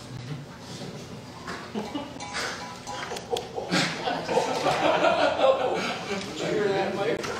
Jason, you got 3 minutes. George, aren't we? I don't know that I can talk that fast. Thanks for coming in, Mr. Merlin. We were running ahead, but now we are running behind. We actually have another meeting at 3, so we don't want you to skip anything at all. We want you to go and make a presentation. We're probably going to try to move along. Okay, I'll try to read as fast as I can. Page 52, I'm sorry. Okay. Sorry, guys, I didn't know you was behind. No, I wouldn't ask that question. Way to go, Jess. You know how it is when you get Eddie going, he won't stop. Put your driving vest on. All right, thank y'all for having us here today. I'll start off. Hawkins County EMS submitted a budget request of $600,000 for the 2024-2025 fiscal year budget, somewhat with a two-part request. Hawkins County EMS is extremely appreciative of the financial support Hawkins County has provided in previous years and understand the difficulties of providing services with a limited budget and or unexpected expenses. Hawkins County EMS provided ambulance service to Hawkins County for 37 years. And during those 37 years, we've faced many difficulties as well as success stories. Through all these years, we strive to continue the progression and improvement of our ambulance service. We have requested an increase in the budget to maintain our services, equipment, and staff. As we all know, the cost of running a department has increased significantly, and Hawkins County EMS needs sufficient funding to continue providing high-quality care to our citizens. Currently, Hawkins County EMS operates on approximately a $3.9 million budget, with 95% of our funding coming from billing services and the other 5% from county contributions. Our service operates 24/7 every day of the year, covering 500 square miles of Hawkins County with 5 24-hour ambulances, 1 12-hour power shift ambulance, and 2 quick response units. Other aspects of healthcare that are either provided by Hawkins County EMS or that Hawkins County EMS provides oversight are 4 first responder agencies that are governed under Hawkins County EMS protocols and medical direction, 7 cardiac response agencies that are governed under Hawkins County EMS protocols and medical direction, provide CPR and basic first aid certification, as well as providing stop the bleed certification. As the EMS director, I am confident to say that our services have saved countless lives and provided essential medical care to thousands of individuals in need. However, the rising costs in healthcare, increasing demand for emergency medical services, aging equipment, and inadequate reimbursement have made it difficult for us to continue to provide the quality of care that our citizens deserve without additional funding and resources. Therefore, our budget request for the upcoming fiscal year includes critical components we need to sustain our current services and improve our response capabilities. First, we need to ensure that our staffing levels maintain or increase at the current level. Currently, we employ 34 full-time field personnel, 2 full-time administrative personnel, and 2 full-time business office personnel. With these current staffing levels, we have 3 open full-time positions, and as you've heard me say before, this could change when I leave this room. Recruitment and retention is one of the hardest jobs as a leader. While pay is normally the biggest topic, being the immediate visualized component, I believe the long-term commitment of ensuring that your employees are taken care of is vastly more important. Currently, our pay is on the average range, but our long-term benefits drastically need improvement to compete with surrounding agencies. As I mentioned previously, our budget request is somewhat a 2-part request. The second part is entering into the quasi-governmental agreement. By entering into this agreement, this would allow Hawkins County EMS employees to benefit from the state retirement system, TCRS, which is a highly sought-after retirement system for several reasons. Other ambulance services in the region provide this retirement system, which makes it nearly impossible to recruit from those services and retain them here in Hawkins County. It is one of the most highly sought-after retirement systems in the nation. By providing this retirement system to our employees, we would show that we are truly committed to long-term investment into our employees. Secondly, our current vehicles have miles of 150 to 250,000 miles, and despite constant maintenance, their performance is starting to decline. The cost for a new ambulance ranges from $315,000 to $350,000 now. We must maintain a replacement schedule to ensure that these ambulances are reliable and safe. I know it has been recommended that we replace motors and continue to use them, which we have now replaced 3 motors in the last 5 months. But with that being said, just because the motor has been replaced does not mean that the ambulance is new. The suspension, electrical, and other mechanical components are still the same age as the year it was built. This leads to continued downtime and constant repair costs. To kind of put it in a perspective, would you want a loved one in an ambulance that has had to have multiple band-aids placed on it to ensure operation, and then it suffered a catastrophic failure resulting in delay to definitive care, injury, or even death? We cannot compromise on the quality of medical services provided to our residents. The safety and well-being of our citizens should always be our top priority. Our equipment is critical to providing quality care to patients, and we cannot afford to have unreliable or outdated equipment. In terms of the quasi-governmental agreement or joint venture, we see this as a potential opportunity to help offset some of the financial burden on Hawkins County EMS. The benefits to entering into the joint venture are as follows. It obviously will provide Hawkins County EMS access to governmental insurance programs and policies that will reduce our overall costs for insurances on our buildings, vehicles, stuff like that. It will provide Hawkins County EMS the privilege to provide our employees with a highly sought after state retirement system. And it will provide Hawkins County or any other municipality that participates at minimum a position on the Hawkins County EMS Board of Directors. Simply put, provides governmental oversight of the management of EMS. Overall, I want to stress that this budget request is not about asking for more than we need or want. It is about ensuring the long-term sustainability and viability of Hawkins County EMS, which is critical to the health and safety of our community. I implore the Hawkins County Budget Committee and Commission to seriously consider our request and provide Hawkins County EMS the resources it needs to continue providing high-quality ambulance service for years to come. In conclusion, I urge the Budget Committee to look into the possibility of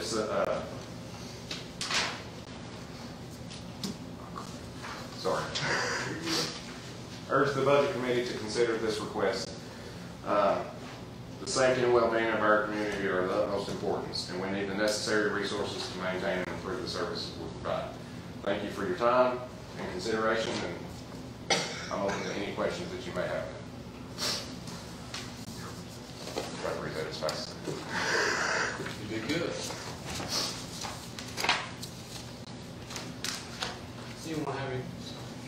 Oh, I just was going to ask, where are we at with the quasi-governmental agreement? Where does it say that this? I understand we have been coming through this budget year. TCRS it's in their court, it's in the EMS court to say, here's what we want to do with TCRS. Correct me if I'm wrong here. We reached out to TCRS, and basically they were going through their legal, and I don't know if we received a response back. We haven't got anything back from them, so we're working on that part. As far as switching the insurances over and so forth, we have to do that as they roll. So is there anything actionable in this budget that will be forced to vote on that this go around? Not right now. Most likely not. There's certain verbiage that has to be in that cooperative agreement. We go back and forth from whether it's quasi-governmental or cooperative. I think the new thing is cooperative. But the new thing is it's not a cooperative, it's a joint venture. Joint venture. They have very specific verbiage that legally has to have to be TCRS eligible. That was always, Jason please describe it. It's always TCRS eligible, but we can't make them move any faster than they're willing to move.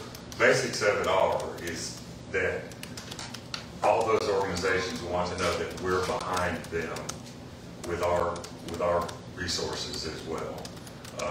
They didn't have a steady enough stream of income to join TCRS on their own. So we have to step in and say, yeah, you know, we're funding them, and we'll pick it up if they can. So, and seeing as they're the only MS left in the county, I mean, we're pretty much stuck with what they have to have.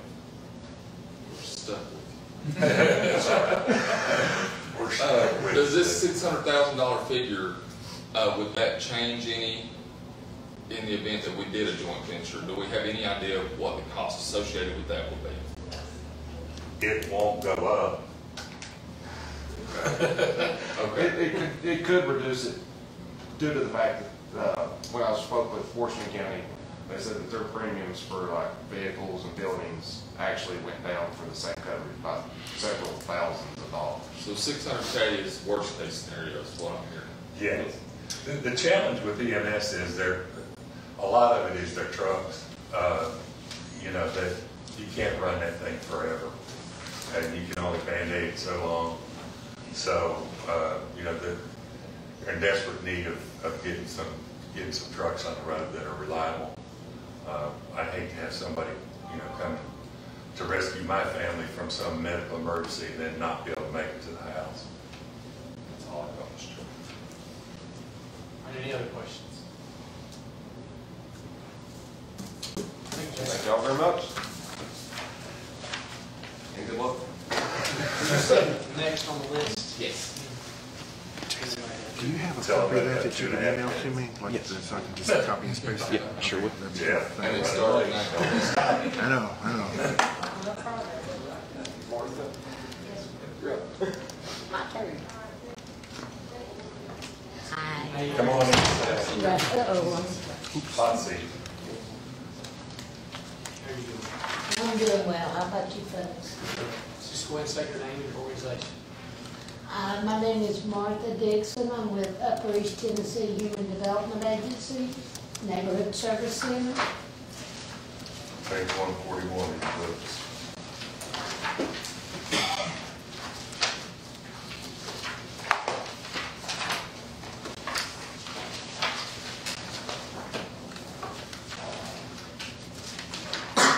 Ms. Dixon, you just kind of want to give us a summary of what you're asking for.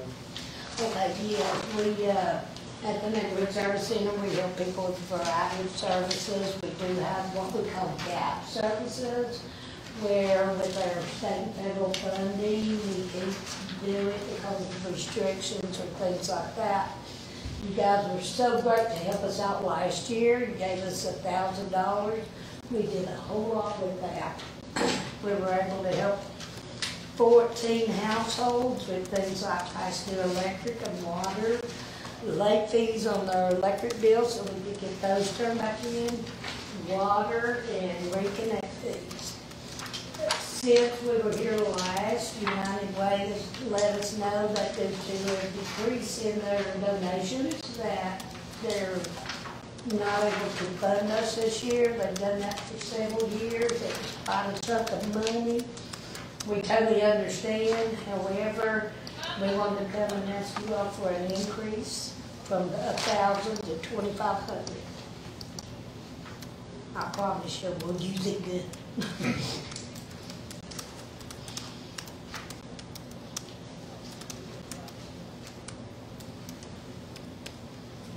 All right, does anybody have any questions for Ms. Dixon?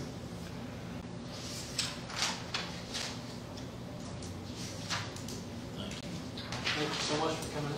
Thank you. I appreciate you. Thank you. Will you send the next person on the list? Yes, sir. Thank you so much.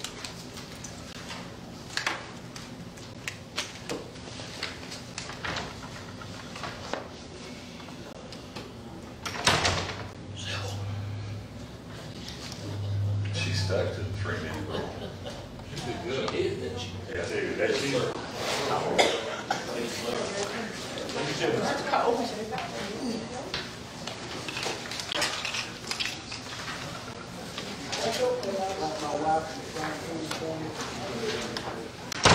All right, so thank you so much for coming. We've got ourselves a little bit of we're a little bit behind more than we meant to be, so we may be a little quick. I can be very brief. Okay, thank you so much. We had an excellent year last year.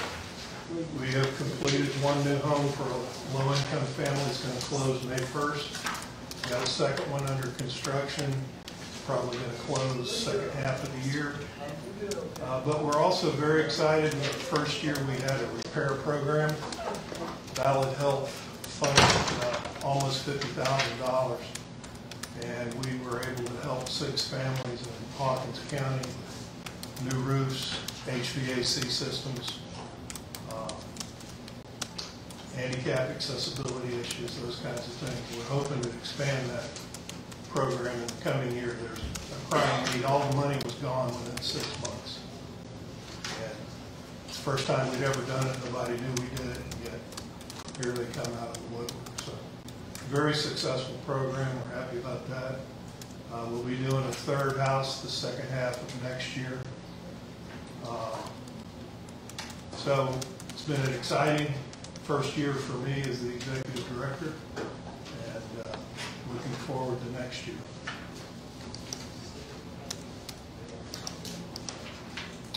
Anybody have any?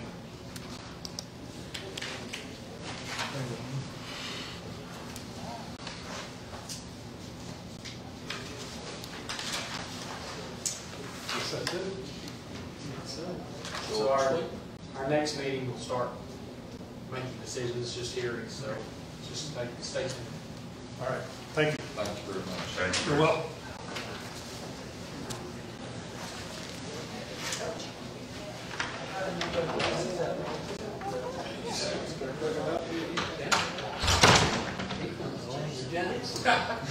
You have to duck going out the door, you're pretty tall. Yeah, I have that problem regularly. Yeah. Uh-oh. Oh, boy. I can be in and out really quick. All right. I'm good. Hazmat. All right, wait, just sit down, stop. Emergency response We got a then. page. Okay. 55. Thank you. All I'm doing is want to make sure my budget numbers are correct, just asking for the same amount we did last year. That's all. Bless you, child. That's it. And for the fire association, so I'm killing two birds with one stone. Oh, yeah. I just want, because I am the president and the treasurer, so I'm not a treasurer. So I'm just trying to make sure my numbers are good here. Just making sure we're asking for the same amount we did last year. Both ends. On both ends. We've got it down for the second ball. Okay? Thank you so much. Thank you all so much. We'll send the next person in behind you. I'll send them in.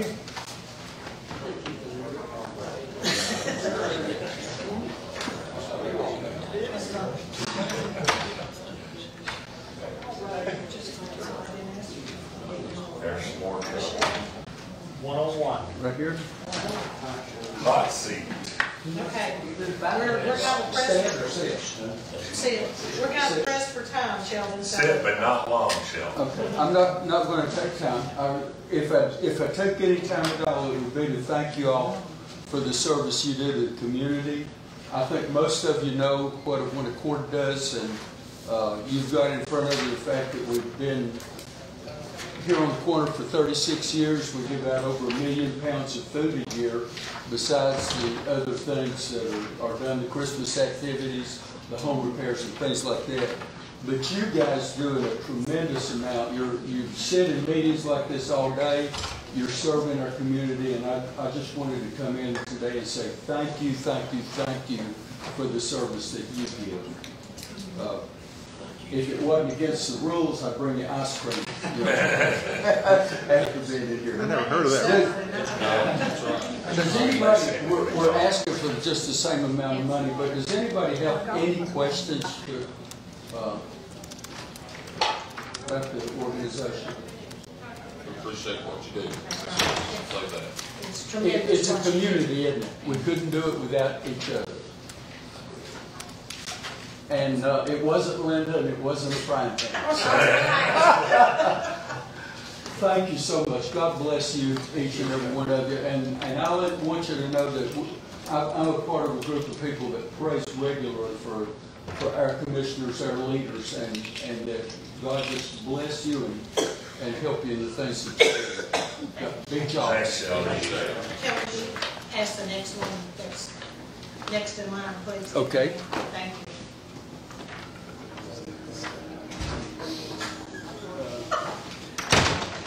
I never heard of the ice cream rule now. What's that? Thank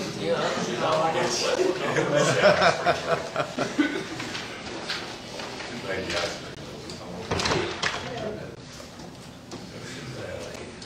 35. How's it going? Good. 35.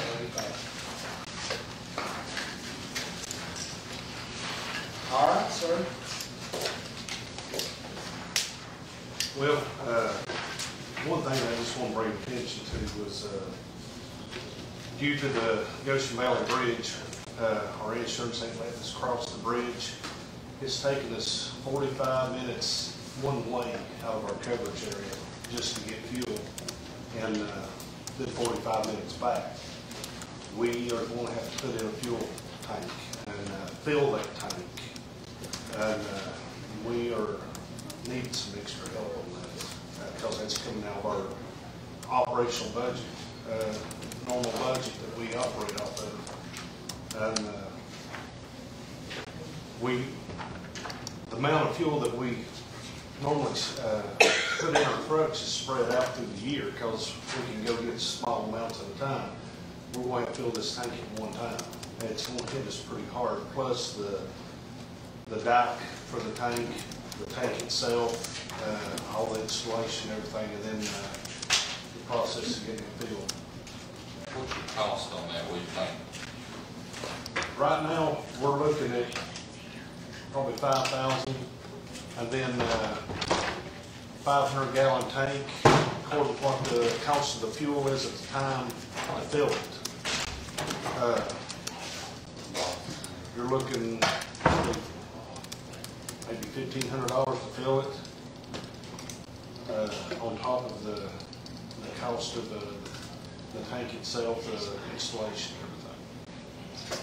So was it a 5,000-gallon tank, or was it $5,000 for the tank? 5,000 for the tank.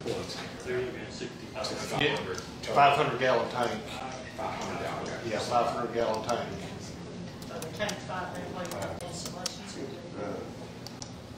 We're looking at 5,000 for to cover the installation. Pouring the concrete, building the dock. We'll have to build a dock that will contain 500 gallons and run electricity out to it for the pump. $7,000 cover the project? Yeah. Yeah. Closer to the numbers on that, but just kind of ballpark of what we're looking at. I think while we're looking at that option for Goshen Valley with the bridge, I think it's important that we can try to do everything we can to maintain those level of services over there. If that means not gas and fuel source, we're trying to do that to maintain that while we're in this unknown period.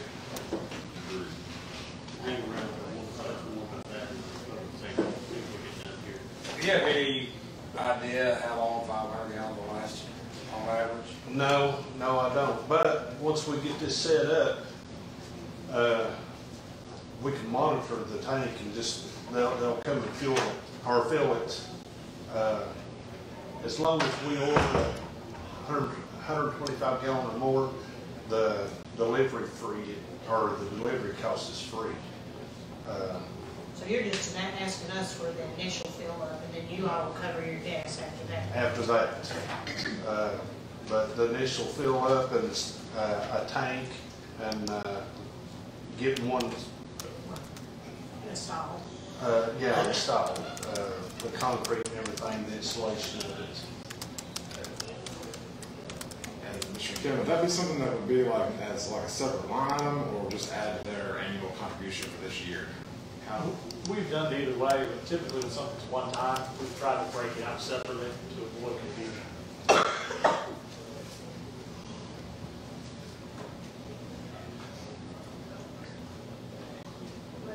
All right, any other questions? It's all I've got. Thank you so much, we appreciate you. Thank you. Hope you consider that and can help us out. Thank you, sir.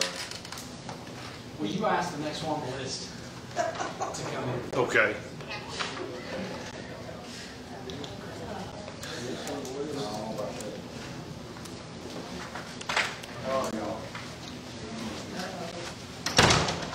Howdy there, everybody.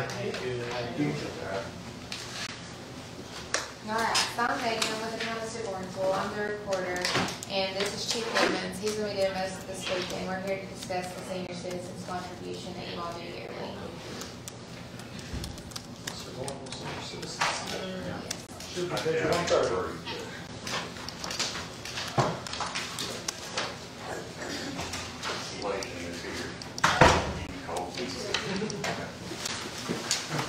the way you like it. Good. The way we serve it.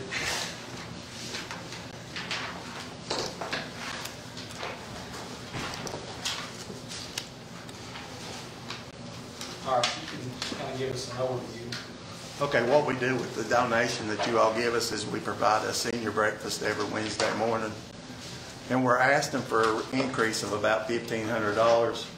What we do is we started out feeding like 15 seniors breakfast at our senior citizen center up there. We're up to about 40 some now with the cost increases and stuff like that. Plus, I do home deliveries inside the city for the folks that cannot get outside the house. So it would help us be able to continue it every Wednesday to make sure they get a warm meal and something to eat, a lot of them. And the contribution list of the expenditures that was provided, I'm not sure if that was shared or maybe you just got that. The details with that, our senior citizen breakfast resumed around November. So that's why there was the decrease in expenses that we're anticipating for the next fiscal year. And again, that will include the part-time wages, your expenses with the electricity, water, gas, as well as the meals themselves. So we're just kind of looking for, and we've grown as well. Within the time frame that's presented in the expenditures, there were some days that were missed due to sickness, illness, snow, that we had to cancel a breakfast. So, but it's really great for the community. The seniors in the area love it. They come and they sit there for hours and chat, and it's really good for them. Does anybody have any questions? It is a big deal for that community. It is. It's part of my district. And, you know, Scorchville gets looked over a lot. Everybody thinks about Churchill and Rogersville. They don't always think about little Scorchville in between there. And anyway, it is a good thing. Yeah, We've worked out a deal with the school system where we maintain the little house between the two schools. We do all the maintenance, insurance, and stuff like that. And we kind of use that as our center for the people that live in the area. Of course, we've got people from Rogersville that come up and eat, people from Churchill that come eat. It's open to anybody that wants to come eat. Stanley Valley comes eats. It's just great for the morale in the community, and it's the town's way. And our cook, she's fabulous. I mean, she enjoys it. She gets there early, and even opens the door earlier than scheduled. So I mean, it's just great for the community. Thank you all. Thank you all for your time. Thanks. Will you call the next one on the list for us, please? Yes. You're already in line. They're ready for you. Already here. How you doing? Hey, how's it going? Doing good, doing good. I'll make mine short and sweet. I still hope we get the $30,000 for this year. What's your name and your organization? I'm Paul Newton, I'm with Persia Fire Department. Thank you so much. And secondly, I asked for an extra $50,000 if something was to happen that you had surplus for a that's what I'm saying. For a one-time shot and building a building. Count on it. So, we've got all kinds of money. yeah, that's what I hear. That's what I hear. But you know what I'm saying. And I'm sorry, you say you're asking for an increase of how much? 50,000. One time. For a building? For a building, yes. We're going to expand to put in smaller trucks. Because I know you've heard all the other fire departments, so we ain't going to go into that. And that's all I've got.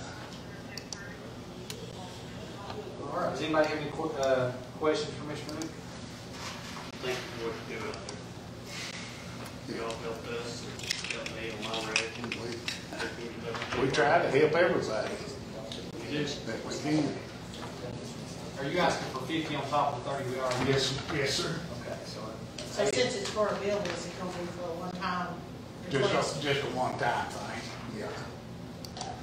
Because we're trying to expand into where we run the heart attacks and all that stuff now.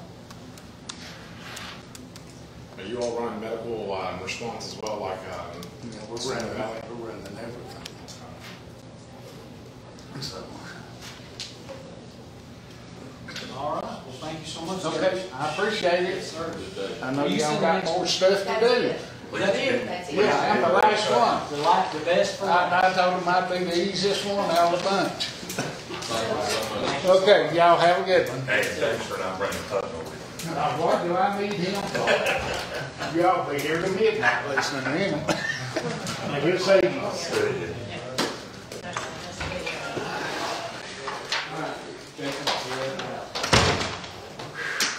Is that it? Yes, so we do have another meeting. So at this time, that does conclude our budget hearings for this year. Does anybody have anything else burning on your mind that you need to share before I? we have a schedule, Monday the 6th. Yes, Monday, and I didn't hear back from him on time. What time does the education committee typically meet? Who's on It's that? normally It's at 5 o'clock on the But they always second, on the second Thursday. Yeah, it would be May the second. First Thursday. First Thursday, it'd be May the second. But he's asking for an additional meeting. I don't know about that. So 3 o'clock, Let's shoot for 3:30. 3:30 on May the 6th. On May the 6th. Monday, May the 6th, 3:30. All right, I'm gonna set a date for budget hearings today, the next round, or? So, And budget. when, how much time do you need? Well, we're doing that one, so they don't have. The next one is when you give me a task, it'll take me a while to then present it to you. So, I So don't we're need not much. gonna have one the second since we're coming to six. The sheets, the new request, That's all. What day? Very little more than that. Eric, what's the date and time on this joint meeting with, schools? I don't know that it's officially set yet, but I think it's what they're talking about. It's May not. 6th, May 6th at 3:30. 3:30. Okay. So we won't do the May second then as an education committee, because there's no sense in us meeting twice. Right. Okay, It'll be here. Okay. yes. The next budget, we just need one day for that. Typically. Typically. I mean, it's usually a long day, but yeah, typically it's just one day. You tell me what you want in, what you want out. And I take some time, put that together, and a couple of weeks or so, represent it to you. We got a meeting here. As far as I know. Yeah. We're having a room with them and us. Yes, yes. There's a lot of overlap between the two committees, isn't there? No, I don't think so. I don't know. Let's see, me, Danny, I won't be here. Sylvia, Yes, Glenda Jeff, and and Glenn. Jeff. Well, we have 14 seats at the table now, so there's plenty of room to meet here. With the school board too? School board's only 7. Okay. All right. Well, Usually just the chairman. just the chairman, usually the school board doesn't come. So you'll have Matt, Matt, and you'll have Chris and Melissa. Yeah. And sometimes Jennifer. Yeah. But we should be fine. We should be fine to meet here. Yes, we always meet here. Okay, so let's go back to the, putting the first draft together. Second. Or second draft together. So how much time do you think we need? A couple weeks to come back? First, we have the meeting for motions for calculation purposes to create the second draft. That one can be pretty soon. Okay. Depending on how much you give me in that meeting, I can better set you a date for when I can have the second draft available. So when do you recommend having that? ASAP. Sooner the better, if we're gonna try to pass the June budget. Next Wednesday? Next Wednesday? Let me look at my calendar.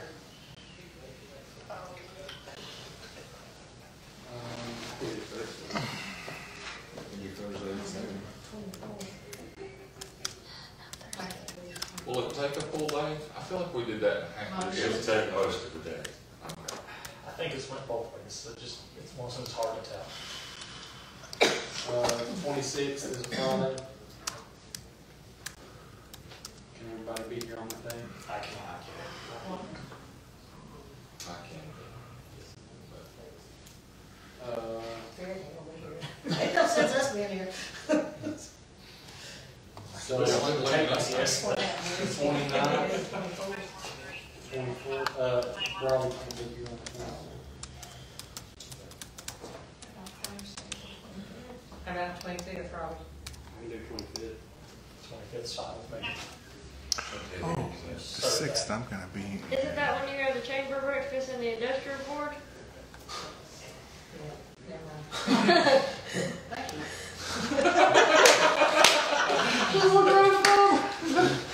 23rd? I already looked at that. See, Todd, Gatlinburg. Gatlinburg. Nope. Busy time of year. Anybody else going? Go what? 23rd. How about I can do the 23rd. April 23rd. We need to get that notice out today. Yeah, I think What time? the 23rd would work. Can we do it at 8:30? Yeah. I'll be here. And then, of course, commission meetings the 22nd.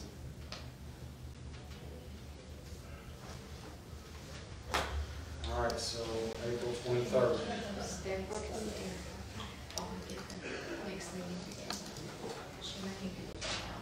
Dates, well, Just date, April 23rd. I'll give her that there.